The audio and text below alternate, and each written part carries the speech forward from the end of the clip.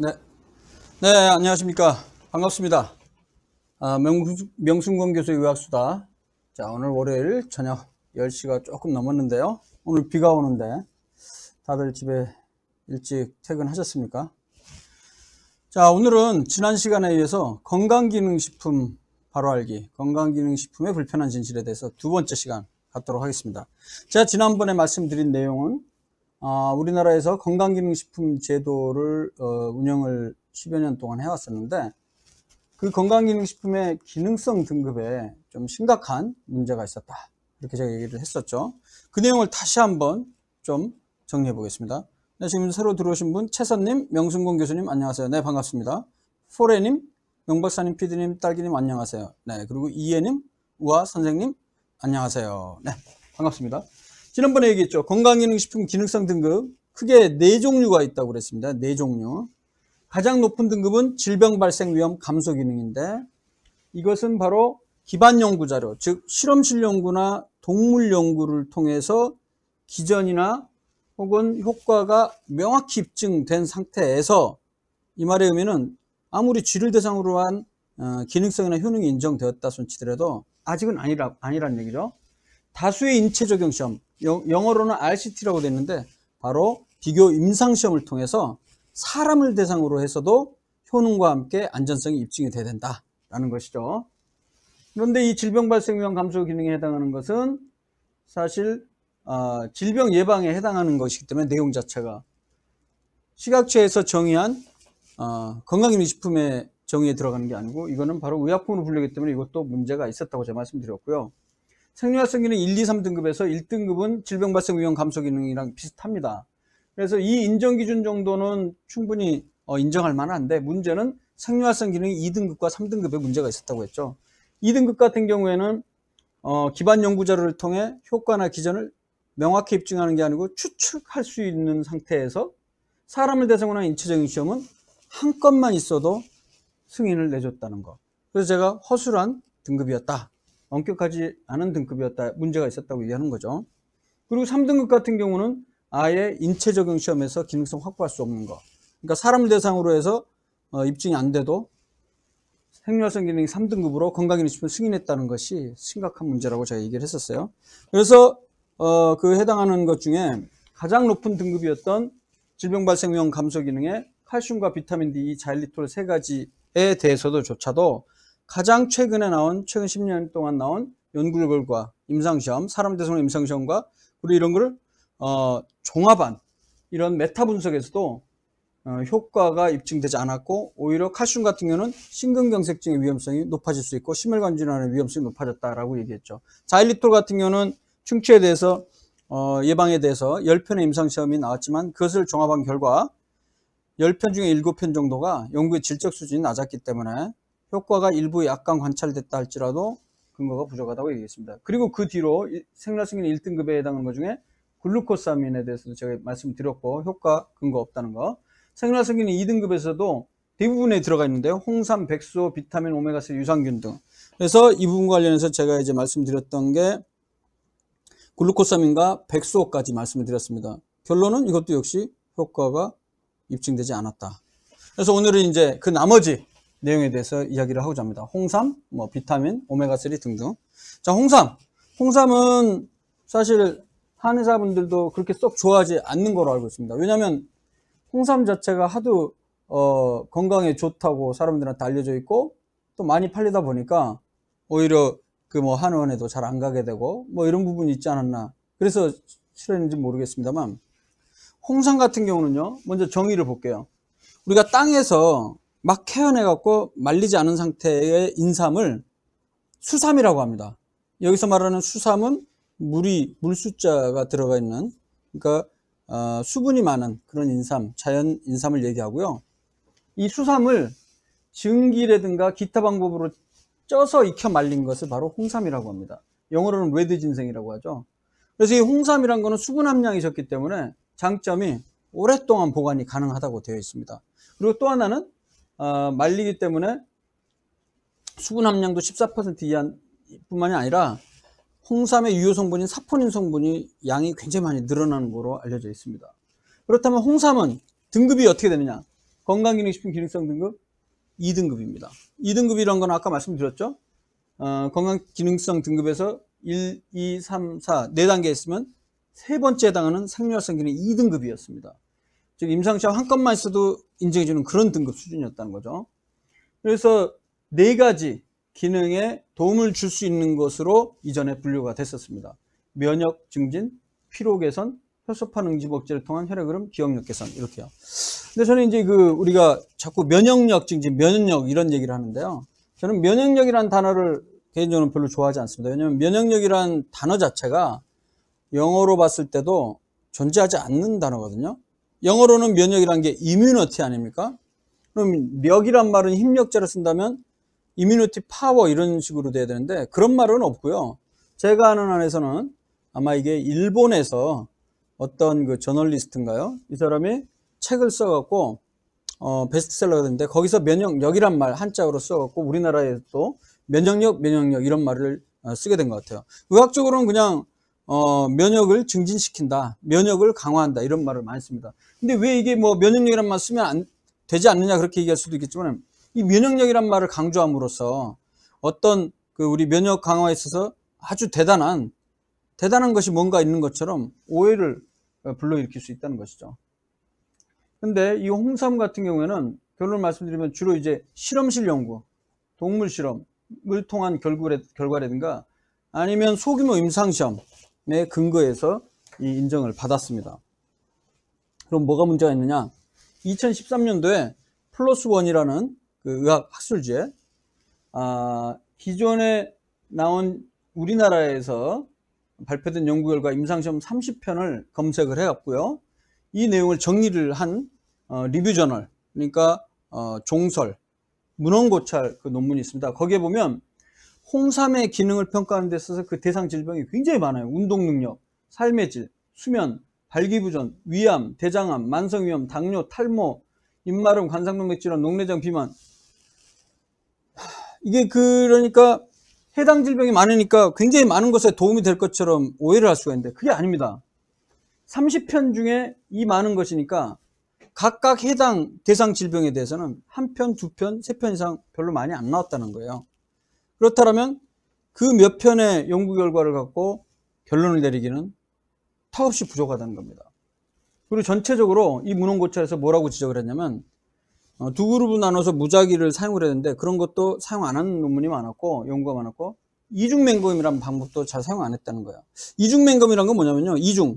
그러니까 연구 대상자 그리고 연구자 이 두 사람들 측면에서도 맹검, 블라인드를 했다는 말이에요. 이게 뭐냐면 원래 우리가 비교 임상시험을 할 때는 한쪽은 가짜 약, 플라시보를 투여를 하고 한쪽은 진짜 약이나 건강기능식품을 투여하거든요.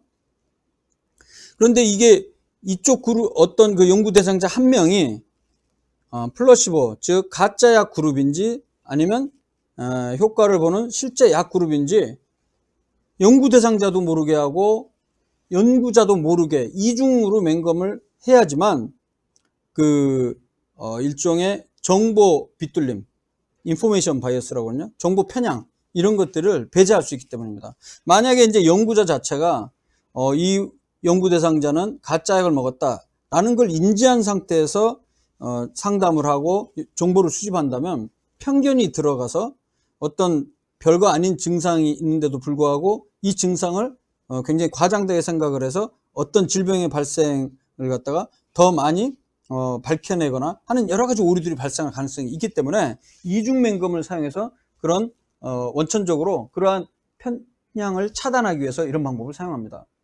그리고 추적관찰 이런 여러 가지 임상시험의 질적 수준을 평가하는 무작위 그리고 이중맹검 추적관찰 이런 부분을 평가했을 때 질적 수준이 낮았다라고 이 문헌고찰에서는 이야기하고 있습니다. 그리고 전반적으로 홍삼을 효능을 연구한 임상시험 자체에 참여한 연구 대상자가 몇십 명 단위, 많으면 뭐 간혹 100명 정도, 뭐 150, 대부분은 몇십 명 정도 수준으로 연구 대상자가 적었다. 그래서 어떻게 결론을 내리냐면 홍삼이 건강에 도움이 되는 임상시험 근거는 아직까지 부족하다.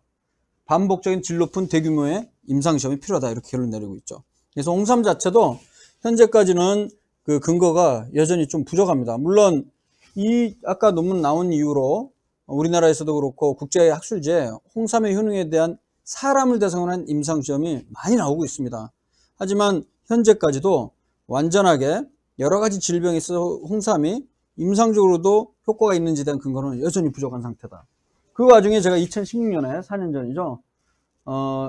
인삼 혹은 홍삼에 대해서 이걸 먹은 그룹과 그다음에 가짜약 플라시보를 먹은 그룹과 비교한 임상시험 12편의 임상시험을 제가 종합을 했습니다. 여기에는 우리나라에서 수행된 것도 있고요. 미국에서 수행된 게 7편 정도로 제일 많았는데 이걸 종합해 보니까 체력 향상에는 별로 도움이 안 되는 거로 나옵니다. 보통 홍삼 먹으면 힘이 나고 육체적인 능력이 증진된다 이런 식으로 얘기를 하고 있죠. 근데 그런 것들을 확인한 임상시험을 종합해 보니까 효과가 위약이나 비교해 봤을 때 효과가 없다는 것이죠. 그리고 이제 피로에 관련해서는 효과가 약간 있는 거로 합니다. 하지만 이 피로와 관련한 임상시험은 4편 정도고요. 다 합쳐봤자 연구 대상자도 별로 많지가 않았습니다. 그렇기 때문에 결론적으로 인삼 혹은 홍삼이 체력 향상에 도움이 되거나 혹은 피로에 도움이 된다는 임상 연구는 여전히 부족한 상황입니다. 자, 그럼 이제 오메가3에 대해서 얘기를 해보겠습니다. 오메가3 많은 분들이 복용을 하고 있고 실제 오메가3 같은 경우에는 보험급여 목록에도 들어가 있어서 의사들이 중성지방이 높은 환자에 있어서 심혈관 질환 예방 목적으로 투여를 하고 있는 상태입니다. 그럼 오메가3 지방산은 어떻게 좀 알려지게 됐냐? 1970년대에요. 이 북극 근처 그린랜드에 사는 에스키모인들을 보니까 이 기름이 많은 그 등푸른 생선이나 바다파변 여기에도 오메가3 지방산 같은 기름이 많이 있단 말이죠. 그럼에도 불구하고 심혈관 질환이 상대적으로 적었다라는 보고가 나오기 시작했어요. 그래서 이제 이 오메가3 지방산에 대해서 실험 연구와 그다음에 동물 연구가 많이 나오게 됐습니다. 그랬더니 그 연구 결과를 종합해보면 오메가3라는 거는 이게 일종의 기름입니다. 지방을 구성하는 성분이에요. 필수 지방산인데 이게 실험 연구나 동물 연구를 종합해 보니까 부정맥을 치료하는 효과가 있고 그다음에 동맥경화라고 보면 보통 이제 죽처럼 그 떡이 진 혈전이 생겨갖고 혈관을 막을 수가 있는데 그런 죽상 혈전을 없앨 수 있는 항죽상 혈전 효과도 실험 연구나 동물 연구에서 나타났고요. 그다음에 지질 감소, 지질이라고 하면 혈액 내 기름 중에 대표적인 게 중성지방이 있습니다. 영어로는 트리글리세라이드. 이 수치도 낮추는 거로 나오고 혈관도 확장하고 그래서 이런 기능들은 전체적으로 심혈관 질환 예방이 가능할 것으로 제의가 되겠다는 거죠. 그러니까 심혈관 질환이라고 하면 뭐를 얘기하냐면요. 심장 질환과 혈관 질환을 합친 겁니다. 심장 질환의 가장 대표적인 게 심장을 지배하는 관상동맥이라는 혈관이 있어요. 그래서 이 관상동맥이 동맥경화가 생기거나 죽상혈전이 생기게 되면 좁아지거나 막혀서 협심증이나 심근경색 그리고 심각한 경우는 심장사가 나오는 경우가 많죠. 그거 말고 이제 뇌혈관이 좁아지게 되면 뇌경색 이런 병이 생길 수가 있습니다. 근데 이런 통합했을 때 이 심혈관 질환을 예방할 수 있다는 것이죠, 이론적으로. 그래서 우리가 참고로 오메가3는 화학 구조가 이렇게 생겼어요. 오메가6도 있잖아요. 오메가3 이름이 어원이 어떻게 되느냐? 요거는 이거는 생화학에서 배우는 거긴 하지만 간단하게 살펴볼게요. 자, 오메가3 뭐냐면 탄소가 여러 개가 있고요. 그 탄소와 탄소 사이에 결합이 이중결합도 몇 가지가 되어 있습니다. 그래서 오메가3 같은 경우에 탄소가 18개 있고 그 다음에 이중결합이 3개 있는 거 그거는 ALA라고 합니다. 알파 리놀레이크 에이시드라고 하고요. 그 다음에 EPA, DHA 많이 들어보셨죠? EPA는 탄소가 20개고요. 이중결합이 하나, 둘, 셋, 넷, 5개가 있어요. 그리고 DHA는 요 선 2개 있는 거 이게 이중결합인데 하나, 둘, 셋, 넷, 5, 6개 있어요. 그리고 탄소수는 22개고. 그래서 사실 어원을 보면 EPA는 에이코사 펜타노이크 에시드라고 하는데 에이코사가 탄소수가 20개라는 뜻이고 펜타노익이 이중결합이 5개라는 뜻입니다. 도코사 헥사노익은 도코사는 탄소가 22개 그 다음에 헥사노익은 이중결합이 6개라는 거예요. 아, 머리가 좀 아프십니까 혹시? 어쨌든 이 오메가3 이 구조 이름이 그렇게 해서 이름이 생긴 거고요.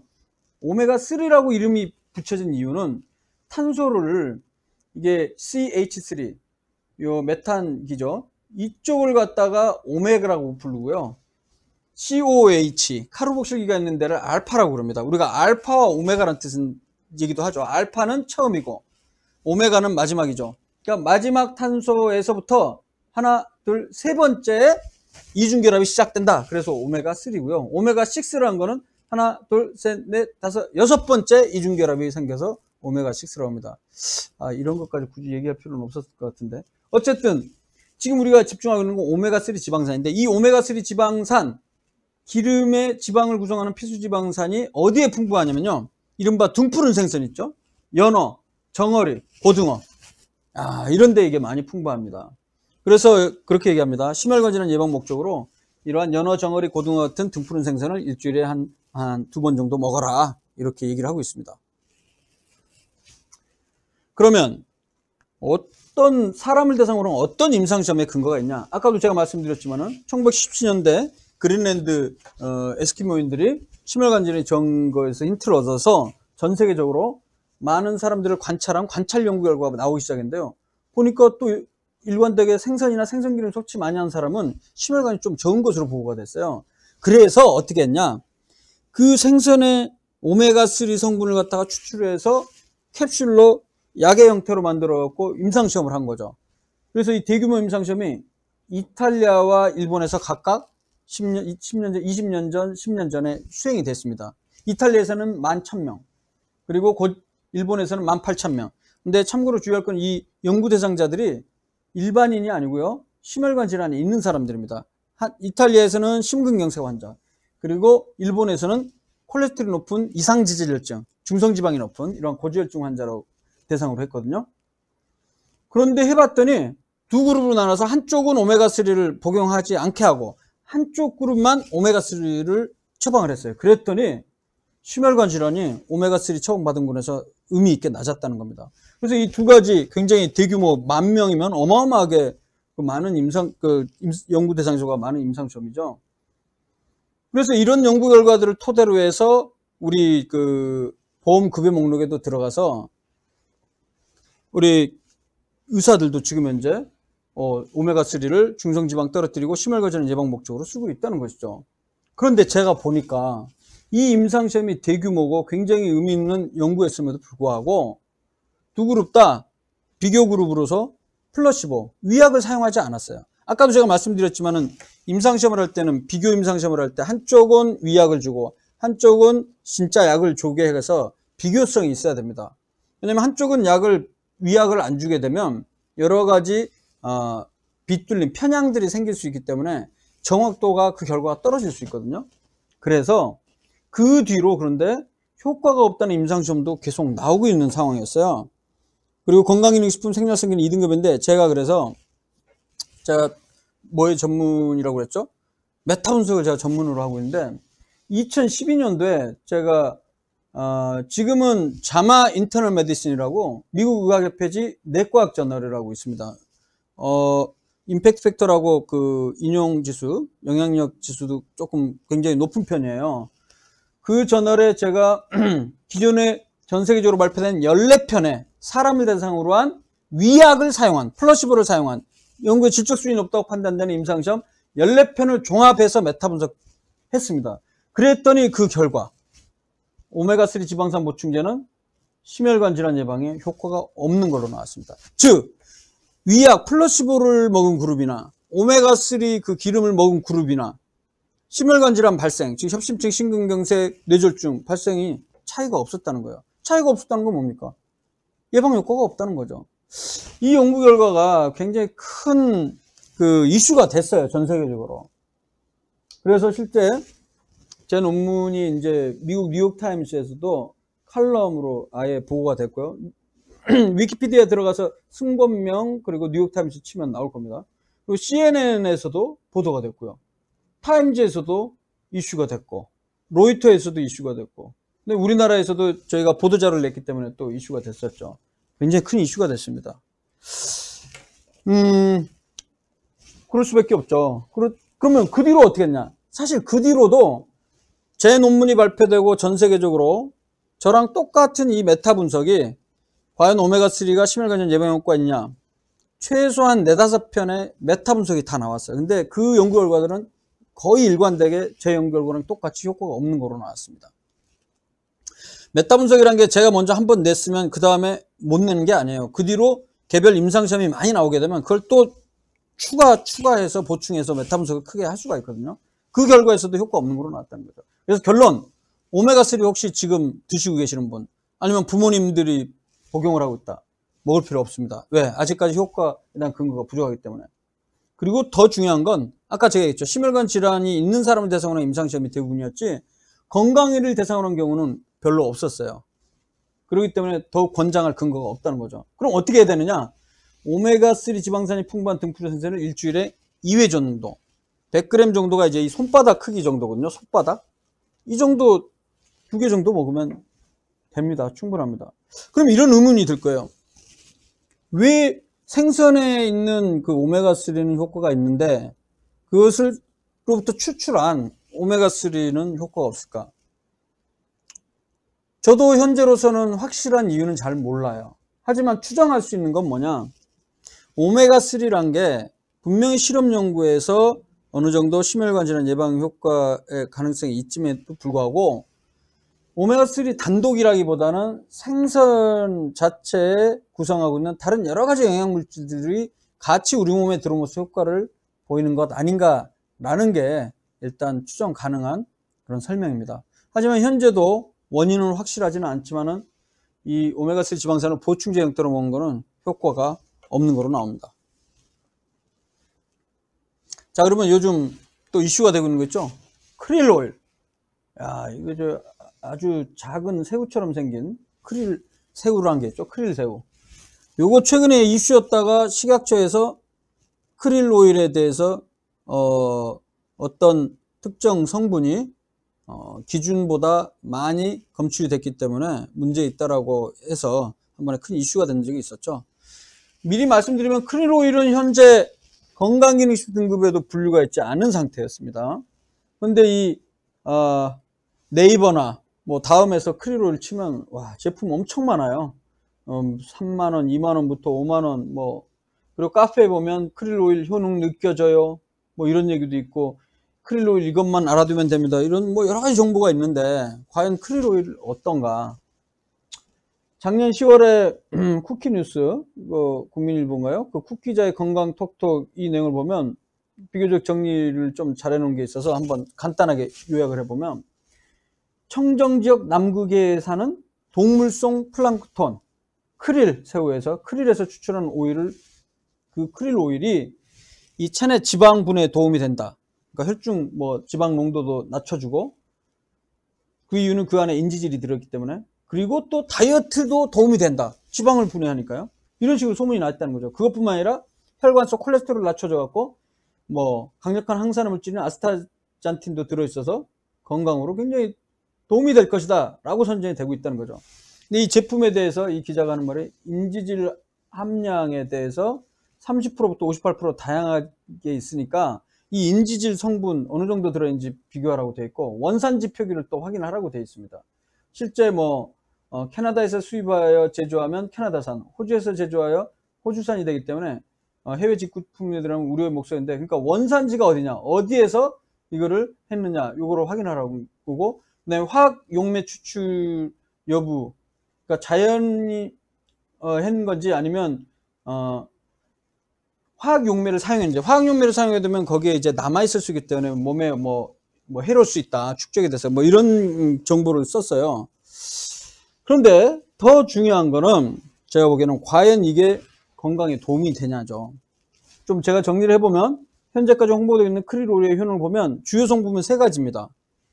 인지질, 오메가3, 아스타잔틴 이 3가지거든요. 인지질은 원래 세포막의 주성분입니다. 그 자체로 혈전과 콜레스테롤을 제거할 수 있는 능력이 있다고 되어 있고요. 오메가3는 제가 지금 방금 앞전에 얘기했듯이 이 오메가3 자체가 혈중 중성지방 농도를 낮추고 혈관 확장하고 여러 가지 기전을 통해서 심혈관 질환에 도움이 될 것으로 추정이 되고 있는 상황이죠. 근데 이 오메가3가 이 크릴 오일 안에는 인지질에 부착이 되어 있습니다. 그렇기 때문에 체내 흡수율이 높은 거로 보고가 되고 있어요. 그리고 이제 냄새도 덜 난다고 되어 있고 아스타잔틴 같은 경우는 그 자체로 강력한 항산화제입니다. 항산화제란 건 뭐냐면 뒤에 비타민, 항산화제에 대해서 또 설명을 해드릴 텐데, 활성산소를 제거하는 물질, 활성산소를 제거하는 물질을 보통 이제 항산화제라고 합니다. 그럼 왜 문제가 되냐면, 활성산소란 게 기본적으로 활성산소는 과산화수소 H2O2, 그다음에 O2- 그리고 OH 수산화기, 이런 활성산소들이 하는 역할이 뭐냐면 세포의 DNA로부터 전자를 뺏어버립니다. 자기가 안정이 되기 위해서. 왜냐하면 활성산소란 거는 말이 이름에서 알 수 있듯이 최외곽에 전자를 하나 더 갖고 있기 때문에, 짝을 짓지 않은 전자를 갖고 있기 때문에 에너지가 높아서 활동성이 높아요. 그래서 나무로부터 전자를 뺏어갖고 자기는 안정화되는데, 전자를 뺏기게 되면 산화라는 표현을 쓰거든요, 화학적으로. 전자를 뺏긴 DNA 같은 경우는 유전 정보가 바뀌어버려갖고, 원래는 유전 정보가 네 세포는 너는 일정 시기가 지나면 죽어 라고 정보가 돼 있음에도 불구하고 산화가 되면서 정보가 바뀌니까 안 죽는 세포로 바뀔 수가 있어요. 그럼 안 죽는 세포가 뭡니까? 그게 바로 암세포죠. 그러니까 활성산소는 전자를 뺏어서 산화를 시킴으로써 암을 유발할 수도 있고요. 혹은 이제 콜레스테롤로부터 전자를 뺏어갖고 산화시켜버리면 산화된 콜레스테롤은 동맥경화를 좀 잘 유발하게 돼 있어요. 그래서 이 활성산소종이라는 거는 주로 암도 유발하고, 그 다음에 심혈관 질환도 유발하고, 그 다음에 또 하나는 노화를 촉진합니다. 그런데 우리 음식에 들어있는 비타민 C, 비타민 E, 그 다음에 베타카로틴, 라이코핀, 토마토에 들어있는, 그렇죠, 라이코핀. 그 다음에 또 뭐 있어요? 녹차에 들어있는 카테킨. 뭐 이런 항산화제들은 활성산소가 그런 나쁜 짓 하는 것을 미연에 막아버려요. 어떻게? 활성산소종은, 그러니까 항산화제는 자기 주변에 전자가 많이 있어요. 그렇기 때문에 활성산소를 만나자마자 활성산소한테 전자를 줘버립니다. 그러면 활성산소가 정상 DNA나 콜레스테롤로부터 전자 받는 걸 미연에 방지함으로써 항산화 작용을 통해서 암이나 심혈관 질환, 노화 이런 걸 방지할 수 있다는 거죠. 그것이 바로 이론이에요. 그런데 이제 항산화제로 대표적인 게 아스타잔틴인데, 이게 크릴오일에 많다는 거죠. 정리하면 크릴오일의 대표적인 건 우리 몸에 건강에 도움이 될 것으로 추정되는 인지질, 오메가3, 아스타잔틴 이런 게 있다는 것이죠. 그래서 어느 그 외국 영양사가 정리한 내용 보니까 크릴오일에 대해서 좀 정리를 잘해서 제가 요약을 해봤습니다. 그러니까 각각류 일종인 크릴오일은 생선오일을 대체할 정도로 인기가 있는데요. 주로 이제 고래나 펭귄 등에 먹이가 됩니다. 여기에는 생선오일과 등푸른 생선에 들어있는 오일이랑 마찬가지로 DHA 및 EPA가 이 오메가3가 풍부합니다. 근데 더 중요한 거는 일반 오메가3 제품보다 중성지방 형태로 저장되어 있는 생선오일보다는 오히려 인지질에 붙어 있기 때문에 흡수도 더 잘 되고 있다, 이런 게 주장이 되고 있습니다. 근데 또 일부 연구에서는 흡수력에 차이가 없다는 연구도 사실 있는 상태예요. 그리고 이 자체로 염증을 완화시키거나 관절염과 관절통을 완화시키고, 또 혈액 지질 개선에서 심장 질환의 개선에 도움이 되고 생리전 증후군에 도움이 될 수 있다라는 것이 이제 지금까지 나온 연구들의 그 이득이었어요.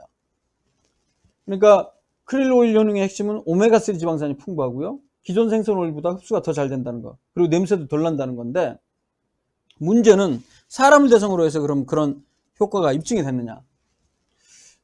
제가 사실은 그 오메가3 지방산 보충제가 과연 중성지방 높은 고중성 지방 혈증에 도움이 되냐, 이것에 대한 메타문서를 제가 3년 전에 메타문서가 발표한 적이 있습니다. 유럽 지질과학 기술저널이라는 SCI급 학술제 발표인데요. 58편의 임상시험을 종합했거든요. 그 결과 오메가3 지방산 보충제는 중성지방 혈증을 떨어뜨리는 데 있어서 질적 수준이 높은 근거는 없는 거로 나왔습니다. 그래서 이거 이제 보도자료 나온 적도 있고요. 그리고 아까 얘기했던 오메가3, 자마 인터널 메디신에 심혈관 질환 예방 효과 없다고 제가 얘기했죠. 그리고 이제 가장 최근에 크릴 오일에 대한 기존의 연구 결과를 제가 한번 봤습니다. 그랬더니 7편의 임상시험을 종합한 메타분석이 나와 있더라고요. 그 내용 결과를 보면 크릴 오일을 복용한 군에서 나쁜 콜레스테롤, LDL 콜레스테롤이 15mg 데시리터, 그러니까 15mg per 데시리터, 15 정도 떨어지고 있고요. 중성지방도 14 정도 떨어뜨렸어요. 근데 문제는 떨어뜨리는데 이 정도 수치를 떨어뜨리는데 12주 정도가 걸렸다고 돼 있어요. 평균. 12주면 뭡니까? 4, 3, 12. 3개월이네, 3개월. 그리고 이 7편 임상시험 종합에도 1000명이 안 되는 662명입니다. 그래서 이 결론을 보면 크릴오일이 중성지방을 때리는데 어느 정도 효과는 가짜 약보다 있습니다. 하지만 이 정도 수치 근거가 있다고 보기에는 너무 미약하다는 거죠. 더 중요한 건 심혈관 질환 위험성까지 떨어뜨린지, 즉 협심증 심근경색도 떨어뜨린지에 대해서는 아직까지 임상시험이 부족합니다. 보다 더 중요한 건요, 이 크릴오일을 갖다가 얼마예요? 12주면 3개월 복용. 사실 그렇게 복용할 바에야 우리가 중성지방이 높아지는 원인이 몇 개 그렇게 아주 많지가 않아요.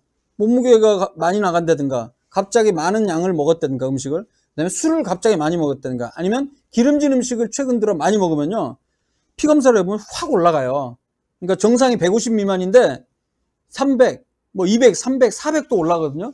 근데 일주일 정도나 2주일 정도만 먹는 걸 줄이고 술 줄이면요, 250, 300이었던 사람도 100, 150이 일주일 만에 뚝뚝 떨어져요. 100 이상이. 근데 여기 보세요. 3, 4개월 먹었는데도 150 떨어지는 게 아니고 15 정도 떨어진 정도면 과연 이런 이유로 해서 크릴오일을 먹으라고 권장할 수 있냐 이 말이죠. 그럴 필요 없다는 거죠. 그래서 결론을 말씀드리면 크릴오일은 근거중심의학에 기반한 크릴오일의 효능에 대한 결론을 보면 크릴오일은 생선오일과 비교했을 때 흡수가 잘 되고 복용도 편하다는 장점이 있습니다. 하지만 현재까지 7편의 소수의 임상시험을 종합한 메타 분석 결과를 보면 중성지방과 저밀도 콜레스테롤 수치를 감소했다는 결과가 나오긴 했지만 중성지방의 경우에는 3개월 정도 복용할 때 약간의 감소 효과가 관찰되었고 연구 대상자 숫자도 다 합쳐도 662명 정도로 근거가 좀 부족하다는 거죠. 더 중요한 건 이렇게 해서 지질이 15mg 떨어졌다고 했을 때 과연 협심증, 심근경색, 뇌경색, 심혈관 질환 예방에 도움이 되는지 이 부분에 대한 임상시험은 현재 별로 없습니다. 그래서 제가 강조했지만 중성지방이 높은 경우에는요, 일단 약 쓰지 말고 먼저 원인이 될 수 있는 음주, 비만, 음식 저주를 며칠 혹은 1주만, 1, 2주만 시행해도요, 크릴오일이나 생선오일, 오메가3 따로 제품 건강식 먹는 것보다 훨씬 더 많이 떨어뜨릴 수 있기 때문에 저는 이쪽을 권장을 적극적으로 합니다. 그리고 아까 얘기했지만 너무 이 먹는 것에 대해서 이거를 먹으려고 건강에 좋은 거 그렇게 찾을 필요 없어요. 저는 그냥 골고루 다양하게 먹을 걸 정말 추천합니다. 물론 연구 결과에는 뭘 먹으면 도움이 된다는 게 계속 나오긴 해요. 하지만 그게 그렇다고 해서 그 해당 음식을 다 우리가 챙겨 먹을 수는 없거든요. 대신에 핵심은 뭐냐면 골고루 다양하게 먹는 게 도움이 된다는 것이죠. 그래서 오메가3 지방산이 풍부한 등푸른 생선을 일주일에 2회, 1회에 100g이니까 손바닥 크기만한 거 2번 정도 먹으면 충분합니다. 자, 그리고 이제 오늘 그 하이라이트입니다. 이제 한 50분까지 15분 정도 남았는데, 비타민, 항산화 보충제에 대해서 이야기를 했습니다. 저를 사람들이 얘기할 때는 비타민 반대주의자, 비타민을 싫어하는 사람 이렇게 하는데, 엄밀히 얘기하면 저는 비타민 자체를 싫어하지는 않아요. 음식을 통한 비타민의 섭취, 그거는 도움이 많이 됩니다. 그건 맞고요. 하지만 제가 주장하는 거는 음식이 아닌 보충제의 형태로 먹는 것들도 과연 건강에 도움이 되느냐에 대해서 문제제기를 하는 거죠. 그래서 아까 제가 항산화제에 대해서 이해를 하려면 이 활성산소증에 대한 이해가 좀 필요합니다. 그래서 아까 말씀드렸던 내용인데, 우리가 화학 공부해 보신 분들은 기억나실지 모르겠지만 자유레디칼이라는 개념이 있어요. 프리 레디칼이라고 하는데, 자유레디칼이 뭐냐면 이 주변에 짝을 짓지 않는 전자를 가진 원자로 이루어진 거예요. 그래서 짝을 짓지 않으면 사실 결혼 전이나 커플이 없는 사람은 전반적으로 좀 불안정하지 않습니까? 안 그런가요? 저는 옛날에 좀 불안정했던 것 같아요. 짝을 짓지 않았을 때는. 근데 짝을 지어도 계속 불안한 사람도 있더라고요. 꼭 저라고 얘기할 수는 없지만은. 자, 어쨌든 짝을 짓지 않은 전자를 갖게 되면 이게 불안정하기 때문에 에너지 레벨이 높다고 하죠. 그래서 다른 다른 원자나 분자, 화학 물질로부터 전자를 뺐습니다. 그래서 자기가 안정화되는 거예요. 그런 거를 바로 활성산소증이라고 합니다. 이 활성산소 중에 대표 준 게 O2-, 그 다음에 과산화수소 H2O2, 그 다음에 OH. 이런 것들이에요. 그래서 아까 말씀드렸지만 이러한 활성산소중은 정상세포 DNA나 그 다음에 콜레스테롤 이런 것들을 산화 공격, 전자를 딱 뺏어버려갖고 암세포로 만들기도 하고 콜레스테롤을 혈액 내에 막 쌓이게 해서 동맥경화 유발해서 심혈관 질환 발생하거나 노화를 촉진시킬 수 있어요. 그래서 활성산소중은 기본적으로 일단 나쁜 거다 이렇게 생각하시면 돼요. 악당이죠, 악당. 그럼 이런 활성산소중이 어떤 경우에 많이 생기냐? 담배 피우는 사람은요, 몸에 활성산소 농도가 높은 거로 알려져 있습니다. 공해, 그다음에 태양자에서 많이 쬐도 활성산소가 몸에 많아지고요. 어떤 음식이나 화학물질, 방사선 등 이런 것 때문에 우리 몸에 과다하게 생성이 될 수가 있습니다. 그러면 항산화제는 어떤 거냐? 다른 물질의 산화를 느리게 하거나 막아주는 물질이죠. 즉 특히 활성산소중과 같은 자유라디칼에 얘네들이 산화 손상을 주니까, 산화 손상이란 거는 전자를 뺏는 거죠.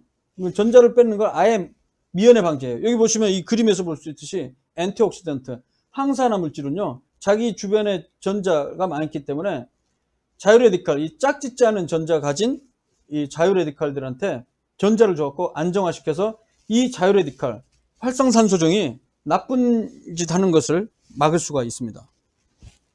그러면 어떤 게 항산화제냐, 많이 있냐? 주로 음식에 많이 들어있습니다. 감귤이나 오렌지에는 비타민C가 있고요.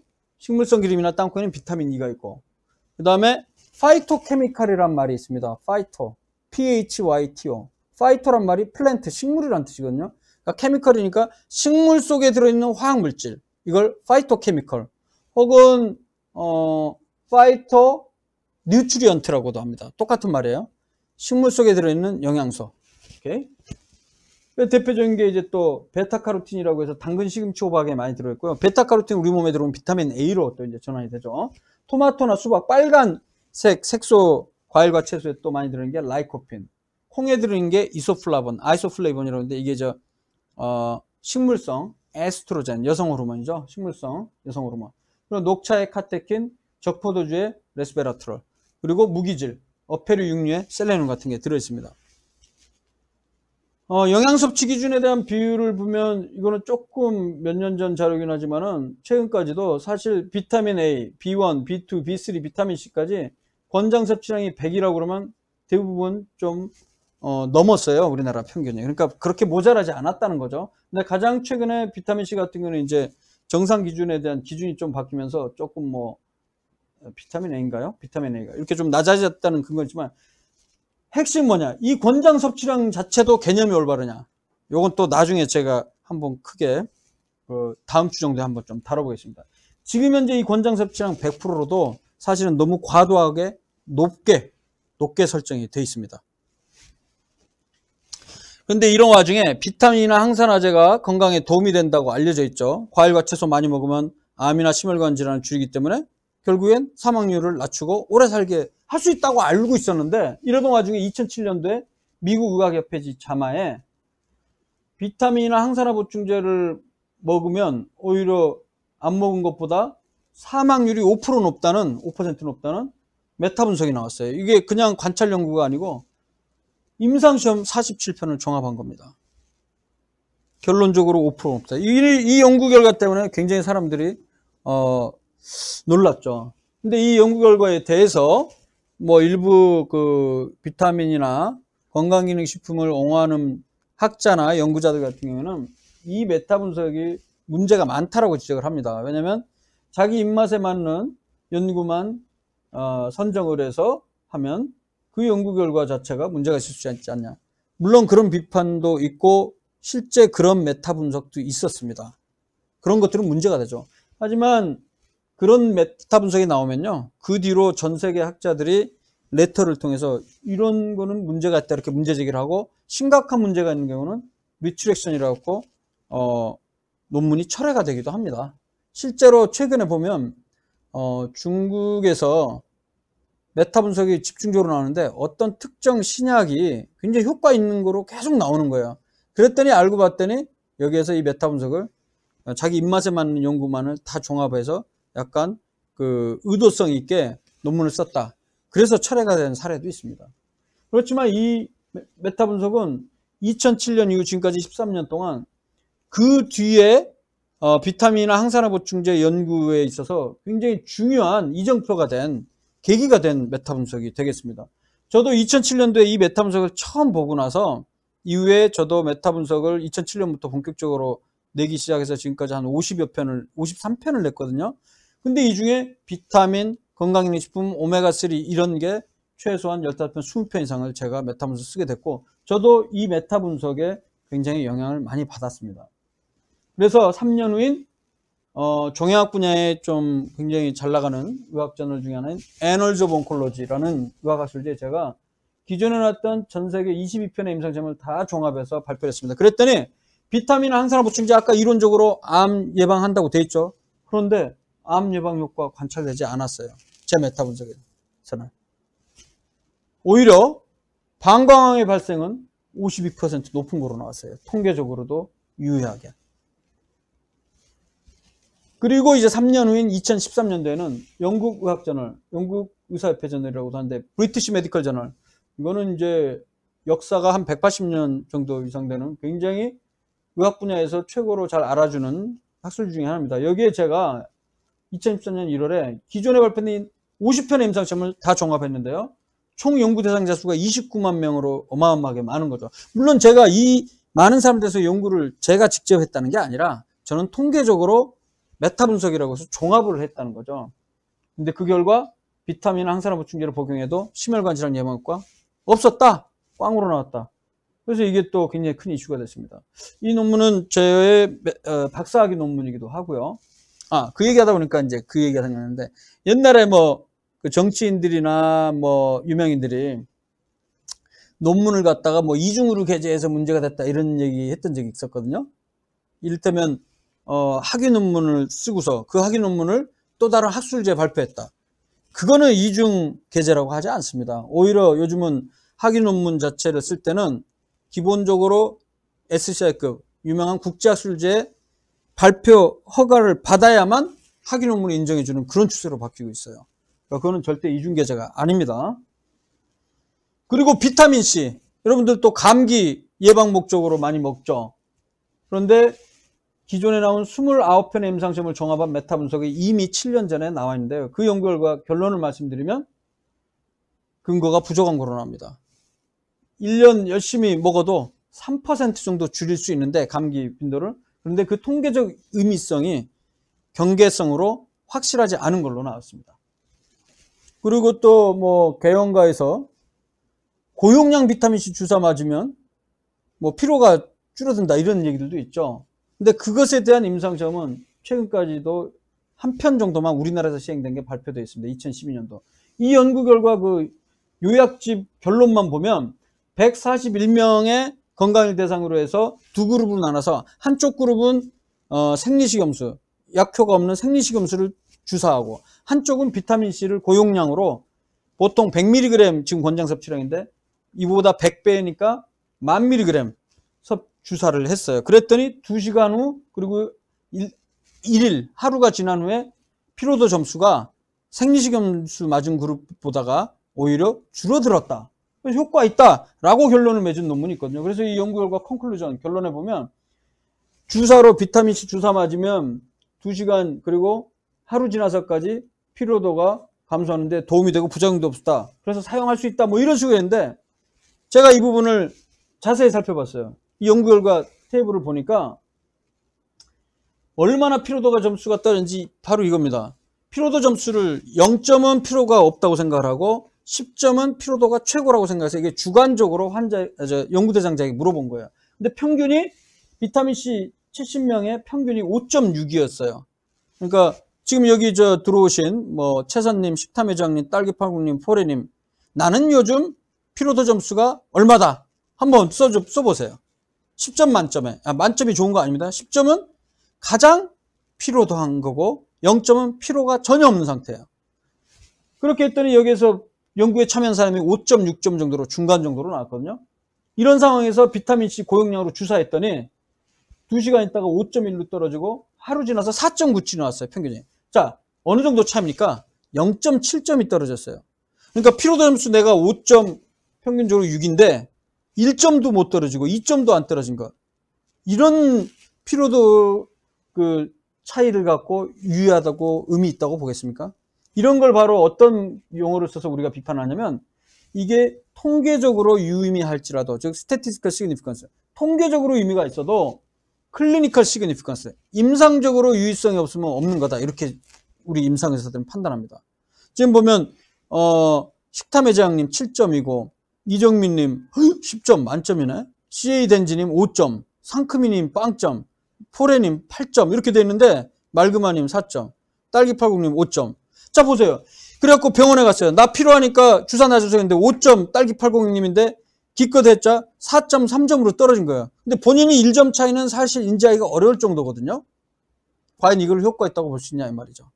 그것도 병원까지 가서 몇만 원씩이나 주사를 맞고 그럴 필요 없다는 겁니다. 그리고 이게 141명으로 대상하는 하나의 연구고 이 연구에 또 이해관계 conflict of interest라고 해서 그런 부분들까지 이 연구비를 어디서 받았느냐 비타민C 제조해서 연구비에서 받은지 이런 부분까지 고려를 해야 된다는 거죠. 그래서 실제 미국 질병예방특별위원회에서는 비타민이나 종합비타민이나 미네랄이나 이런 게 암이나 심혈관 질환 예방 근거 공고 불충분하다고 되어 있고요. 베타카로틴 같은 경우는 오히려 절대 먹지 마라. 베타카로틴은 오히려 흡연자에 있어서 폐암 발생 위험을 높일 수 있다 이렇게 되어 있죠. 옛날에 그 센트X라는 무슨 종합 영양제 같은 경우는 그 안에 베타카로틴이 들어 있었거든요. 지금도 들어 있는지는 확인을 해봐야 됩니다. 근데 이거는 확인해 보시고 아니 어쨌든 비타민 먹을 필요는 없어요. 먹을 필요는 없는데 혹시라도 드시고 있으면 베타카로틴 있는지 확인을 꼭 해보세요. 이제 거의 이제 종착역에 다 왔습니다. 유산균에 대해서만 좀 언급하고 오늘 건강기능식품 특집은 좀 마치도록 할게요. 유산균, 프로바이오틱스인데요. 2014년에 종편의 어느 프로그램에 유명 의사가 나왔어요. 서모 의사라고. 이 사람이 나와서 이런 얘기를 했어요. 5년 동안 임신이 되지 않던 한 여성에게 유산균을 처방했더니 한 달 있다가 임신했다. 야, 그래갖고 이슈가 됐어요. 그리고 몇 개월 있다가 6월경에 본인의 이름을 건 유산균 제품을 출시해서 홈쇼핑에서 출시하고 판매하고 있어요. 약도, 책도 쓰고 있고요. 이 의사랑 또 한 명이 이 즈음에, 피부과 전문의도 아닌데, 뭐 피부과 전문의 아니라고 피부과 환자를 못 보는 건 아닌데요. 피부과 전문의는 아닌데, 어떤 의사가 방송에 또 유명해서 나왔었죠. 방송에 나와서 탈모 해결하는 방법 중에 물구나무를 서면 혈류가 엄청 많이 증가하기 때문에 도움이 될 수 있다. 그리고 어송초를 먹으면 또 도움이 된다. 이런 얘기를 했어요. 물론 그런 가능성 있는 기전에 대해서 얘기는 할 수 있지만 실제로도 사람을 대상으로 해서도 임상시험은 사실 거의 없는 상태에서 이런 얘기를 했었거든요. 그래서 그해 말에 대한의사협회에서는 쇼닥터라는 신조어까지 만들어서 규제를 하기 시작했습니다. 그래서 방송 출연 가이드라인까지 만들었었는데요. 여기서 말하는 쇼닥터는 뭐냐? TV쇼 프로그램에 나와서 근거가 확립되지 않은 치료법을 선전하거나 혹은 건강이 확실하게 그 효능이 입증이 되지 않은 건강기능식품 판매하는 이런 의사들을 쇼닥터라고 규정했습니다. 유산균은요. 인간에게 유익한 살아있는 미생물 함유하는 제품인데요. 영어로 프로바이오틱스라고 합니다. 영어로 프로란 말은 친하다는 말이에요. 친하.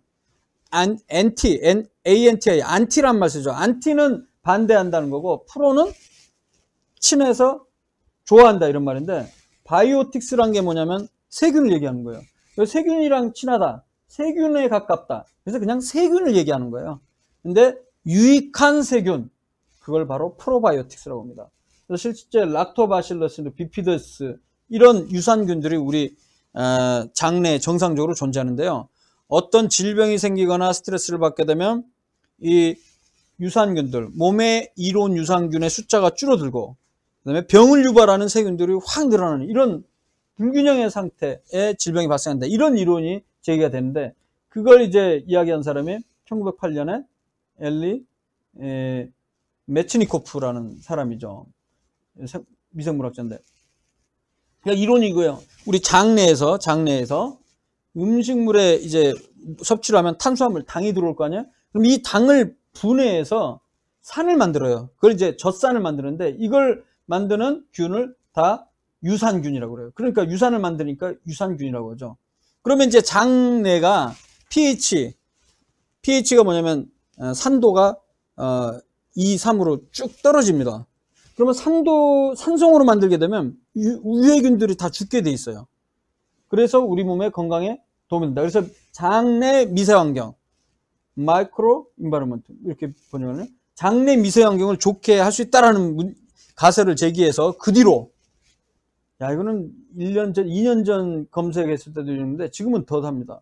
임상시험만 뭐 5,000편 이상, 지금은 거의 10,000편 가까이 될 거예요. 메타 분석도 수십 편, 지금은 수백 편이 됩니다. 그 연구 결과를 최근껏 보면요. 헬리코박터균 치료 효과에 대해서 개별 임상시험도 많이 나왔는데 그 임상시험을 종합한 메타 분석도 최소한 6, 7편 있었고 지금은 더 많이 나와 있습니다. 그 결론을 보면 효과 있는 거로 나와요. 헬리코박터균이 치료하는데 어느 정도 도움이 돼요. 하지만 단점이 뭐냐면 이 유산균을 단독으로 위약이랑 비교한 임상시험은 별로 많지가 않았습니다. 최근 들어 나오기 시작해서 그걸 제가 또 메타분석을 하지만 이 당시까지는 주로 원래 헬리코박터균 치료할 때 3가지 약을 쓰거든요. 그래서 아목시실린이라는 항생제, 그리고 클라리트로마이신이라는 항생제 2개랑 그 다음에 궤양치료제인 오메프라졸 요 3가지를 쓰거든요. 그래서 AOC 방법이라고 하는데 요걸 보통 한 일주일 정도 혹은 2주일까지 먹거든요. 근데 이 효과가 한 70% 조금 넘게 나와요. 박멸률이. 근데 여기에 유산균을 더하면 80% 초중반까지 좀 늘어난다는 거죠. 그래서 이런 긍정적인 연구 결과가 있습니다만 문제는 단독으로도 효과가 있는지는 별로 그렇게 높지가 않다는 거죠. 중요한 건 그 임상시험 자체들이 연구 대상자 숫자가 100명 미만이고 질적 수준 및 이해관계에 따른 분석도 좀 필요한 상태고 그렇다는 거죠. 그다음에 설사 예방에 대해서도 효과가 있다라고 나오지만 문제는 전반적으로 연구의 질적 수준이 낮고 60% 이상의 논문이 연구비 출처나 이해관계에 밝히지 않아 의문이 든다라고 미국 의학협회제 메타 분석에서 발표가 됐습니다. 감기에 대한 효과도 마찬가지고요. 그것뿐만 아니라 별의별 병에 대해서 거의 만병통치약 수준으로 유산균에 대한 임상시험이 나와 있지만 현재까지 연구 결과를 종합해보면 결론적으로 임상적 근거는 여전히 부족한 상태다. 물론 더 많은 사람을 대상으로 한 임상시험에서 반복적으로 효과가 나타난다면 그때는 저도 여기 나와서 먹으라고 얘기를 하겠지만은 현재로서는 근거가 좀 부족하지 않나 저는 그렇게 생각을 합니다. 그래서 건강기능식품제도 지금 2주간에 걸쳐서 말씀드렸는데 결론은 저는 제 주장이 그거예요. 비타민, 항산화 보충제, 글루코사민, 오메가3, 칼슘 보충제, 홍삼, 유산균 대부분 건강기능식품은 최근 특히 10여 년 동안 나온 임상시험과 이를 종합한 메타 분석 결과를 보면 건강에 도움이 된다는 건가 여전히 불충분하거나 부족하기 때문에 공부할 수 없습니다. 대신에 과일과 채소, 생선 등 음식으로부터 섭취할 것을 권장하고요. 식약처는 건강기능식품제도에 대한 이 용어나 기능성 등급에 문제가 있기 때문에 이거는 재검토해야 된다라고 제가 계속 주장을 했는데 그때도 말씀드렸지만은 2017년 봄에 이 기능성 등급 제도가 없어졌습니다. 거의 없어졌다고 보시면 돼요. 왜냐하면 가장 수준이 낮은 3등급 그 다음에 2등급은 없어졌고요. 통합돼서 많은 사람을 대상으로 그러니까 많은 수의 임상시험에서 효과가 나타나야만 인정해 주는 걸로 바뀌었다는 거죠. 그래서 저는 건강기능식품이라는 거에 이제 개념이 만들어져 있지만 식품이 있고 의약품이 있지만 저는 현재까지 근거 수준을 봤을 때는 건강기능식품 제도라는 게 따로 필요가 없고요. 의약품에 준해서 엄격하게 관리를 하면 되지 않나 그런 생각이 듭니다. 근데 여기 보시면 식약처 건강기능식품 기능성 인정 까다롭게 한다. 이게 2015년 8월에 나타난 거예요. 여기 보시면 내용 중에 생리활성 기능 3등급 없애고 1, 2등급도 통합을 하고 이런 식으로 위에 3등급을 다 통합했다 이렇게 돼 있었죠. 결국에 2017년 5월에 이 기능성 등급 이전에 제가 비판했던 잘못된 이 등급 제도는 폐지가 됐습니다. 이런 내용을 담은 책을 5년 전에 썼는데 여전히 1세밖에 못 팔았어요. 3,000부. 사람들이 안 삽니다. 비타민제 먹어야 됩니다. 이러면 살지 모르겠는데 참 이게 안타까운 현실이죠. 자, 그러면 우리 이제 정리를 해야 되는데 한 3분 남았네. 야, 질문들이 굉장히 많이 있어요. 그 질문들에 대한 답을. 참고로 명순권 TV도 구독, 좋아요 해주세요. 아, 그리고 제가 또 하는 게 지승호 명순권의 빡센 인터뷰쇼. 유튜브에서 지승호 명순권 쓰면 우리 또 인터뷰쇼. 아직까지 2달이 넘고 3달이 다 돼가는데 구독자 수가 아직 200명대입니다. 여러분들의 많은 도움이 필요합니다. 비욘디 채널 40만 이상의 구독자인데 그 중에 1%만이라도 저희를 구독해주면 감사하겠습니다. 자, 그러면 잽싸게 짧은 시간 동안 질문 올라온 거 간단하게 제가 대답해 줄 수 있는 거 중심으로 하겠습니다. 딸기80님, 몸이 피곤하거나 아프면 영양소액이 도움되던데 검증된 거 맞나요? 결론을 말씀드리면 몸이 피로한 원인이 만약에 탈수 때문이다, 혹은 전해질 장애가 있다, 그럴 때는 그 수액이 일시적으로 당연히 도움이 될 수가 있습니다. 하지만 그런 상황이 아닌 상황에서 뭐 피로하다고 수액을 맞고 그런 건 도움이 된 근거는 아직까지 입증되지 않았어요. 그리고 이정민님, 홍삼 액기스 식구별로 복용하자고 했는데 뜯지도 않은 상태로 유효기간이 지나버렸어요. 근데 유효기간 지났으니까 먹을 필요가 당연히 없습니다. 유효기간 안 지났어도 효과가 아직 입증되지 않았으니까 굳이 저는 권장하지도 않고요. 그 다음에 한혜성님, TV 채널을 보면 건강이슈 많이 나오는데 우리나라 대기업은 삼성 뭐뭐 이런 식이에요. 삼성에서 저런 것도 하나 보다 하며 생각하는 할머니 할아버지도 많으신 것 같아요. 그러면 이런 식으로 해서 그 기업에서 만든 거 아니죠? 일단 뭐 그 기업 뭐 같은 뭐 자회사라든가 아니면 하청 하는 그런 거 관련이 될 수 있겠죠. 근데 그런 걸 저런 걸 떠나서 대기업이든 아니든 간에 건강기능식품이 우리 건강에 도움이 된다는 임상적 근거 10여 년 전부터 나온 연구 결과면 아직까지 많이 부족한 상황입니다. 근데 제 얘기가 앞으로도 10년, 20년 제 얘기가 똑같이 효과 없다 이렇게 저는 얘기하지 않습니다. 왜냐하면 추가적인 대규모 임상시험을 통해서 밝혀지는 이른바 건강 기능성 그런 식품 혹은 의약품이 또 나올 가능성도 배제는 못하죠. 하지만 현재로서는 좀 부족하다는 겁니다. 그리고 한혜성님, 핵심은 식품으로 전부 섭취하기 어려운데 건강식품으로 채우는 건 어떠냐는데 이 전제를 일단 여러분들 버리셔야 돼요. 현대인들은요, 거의 대부분의 사람들은, 우리 대부분의 사람들은 영양 오히려 과잉 상태입니다. 부족하지가 않아요. 그리고 그때 얘기했지만 권장 섭취량 지금 전 세계 기준 7, 80년대 상용 기준이 잘못됐다는 문제 제기가 계속 나오고 있습니다. 즉 너무 높게 책정이 되어 있다는 거예요. 즉 건강한 사람의 100명을 따졌을 때 가장 많이 섭취하는 사람 2, 3등이 먹는 수준을 권장 섭취로 정했기 때문에 당연히 뭐 피검사를 하거나 그런 식으로 하면 당연히 좋은 거로 나올 수밖에 없죠. 많은 사람들이. 그게 잘못된 거고요. 포렘도 마찬가지입니다. 식사를 제대로 못하면 제대로 못하더라도 그 다음에 좀 보충을 하면 되고요. 그 다음에 몸무게가 많이 나간 사람은 오히려 식사를 좀 줄이는 게 더 중요합니다. 먹는 양을 줄이는 게 더 중요하죠. 그리고 생각보다 가끔 뭐 이렇게 거르는 것 자체가 영양이 부족할 정도로 심각한 결핍을 초래하지는 않습니다. 일반적으로는. 그래서 내가 가끔 식기들을 못 챙겼다 그러면 다시 보충을 해서 먹으면 되고요. 중요한 건 표준 체중을 유지할 정도로 골고루 다양하게 먹으려고 노력하면 됩니다. 그리고 뭐 나는 자취하기 때문에 제대로 영양 섭취 못하는데 꼭 그렇지 않아요. 자취를 하더라도 우리가 일주일에 하루에 한두 번은 또 바깥에 식사할 수도 있잖아요. 바깥에 식사할 때는 여러 가지 반찬들이 있으니까 그런 것들을 골고루 먹으려고 노력하면 됩니다. 축농증 심하신데 배누수차님, 수술을 해도 회복이 더딘다. 좋은 비타민. 특별히 도움이 되는 그런 것들은 없습니다. 최근에 물론 비타민 D가 수술 경과에 호흡기 질환에 도움이 된다는 일부 연구, 긍정적 결과도 있긴 해요. 근데 그 부분을 좀 더 결론을 내리기에는 좀 더 연구가 필요할 것 같고요. 그 다음에 과일청.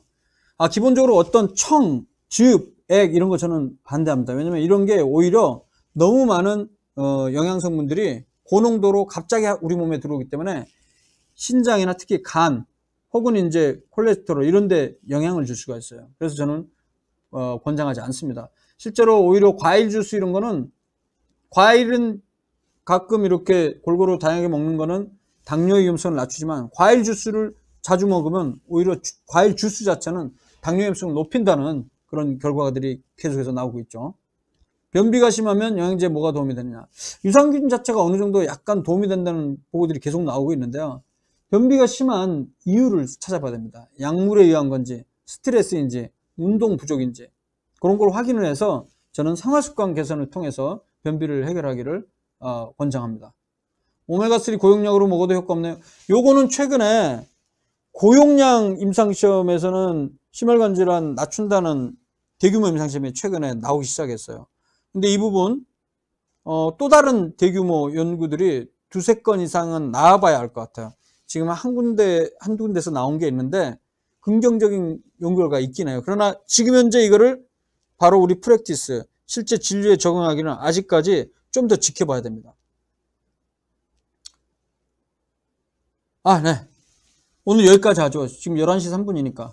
다음 시간에는 약간 못다했던 건강기능식품 일부 얘기하고요. 다음 시간에는 좀 더 우리가 잘못 알고 있었던 건강상식이라든가 좀 도움이 되는 그런 건강상식을 갖고 찾아뵙도록 하겠습니다.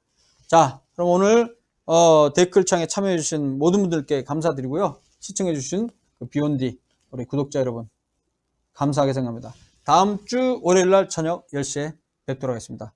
감사합니다.